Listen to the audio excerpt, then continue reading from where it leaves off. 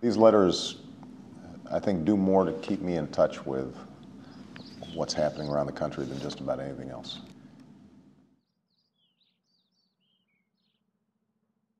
Some of them are funny, some of them are angry. A lot of them are sad or frustrated about their current situation. In his first week as president, he asked for 10 letters every day. And every day since, we've given it to him.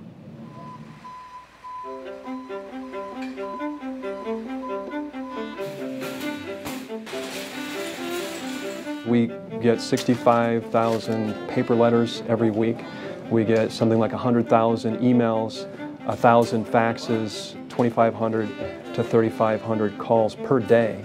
And our job is to take all that information in, to do the best analysis we can about what we're hearing from the public, and respond individually to all those folks so they know that the president is listening.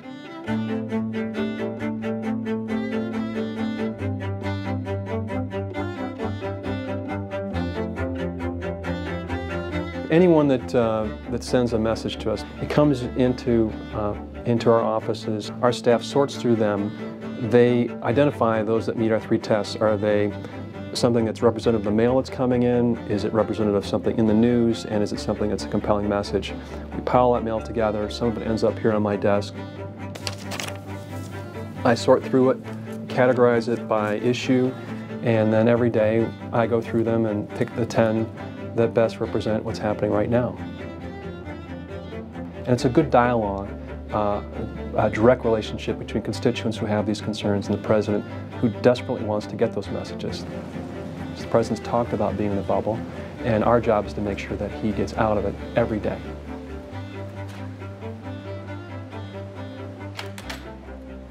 Hey, Joni. Hey, Mike. How you doing? Great. How are you doing? Good. How's everybody doing? Thank you. Everyone's doing well.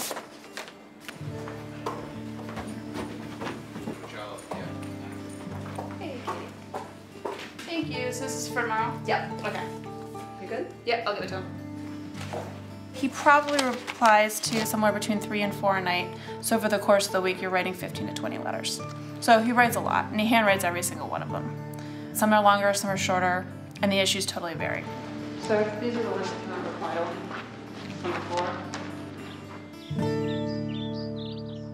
Lately, I've been getting a lot of healthcare letters, and this is a good example.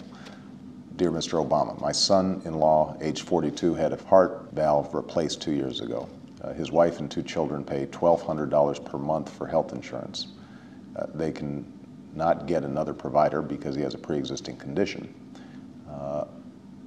He's now unemployed, so my husband and myself are helping them. We're in our mid-60s, and this is draining our retirement. There's so many letters like that that I'm receiving every day. Here's another one. A woman whose husband retired from AT&T at 61 is waiting to get on Medicare. You now have the company in negotiations with the union and may decide to stop health care for retirees. Got another one, an antique business in Alabama.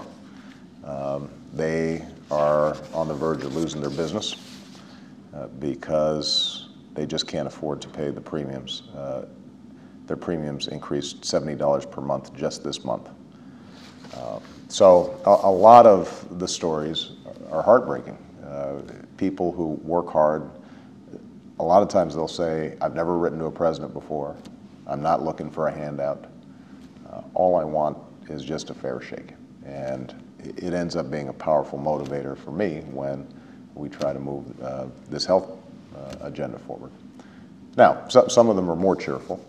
And this one, for example, with all the huge money difficulties facing our country, I thought you might like to see how someone spent their $250 stimulus money.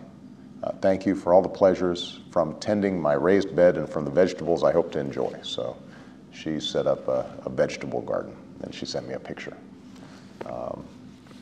There's a beautiful letter that I got just a couple of days ago. I'm going to be responding from a woman who had found a letter, and she forwarded it to me. A letter from her father when he was fighting in World War II. she had just been born, and he had just gotten news of her birth. And he sent this letter, "My dearest daughter," and explained what he was doing in Europe during World War II and why this was so important and what the country meant to him, and that someday she'd be old enough to read it and understand why this was so important. You know, you get letters like that, and it gives you a sense of what's best about America, and inspires you and makes you want to work that much harder to make sure that that spirit is reflected in our government.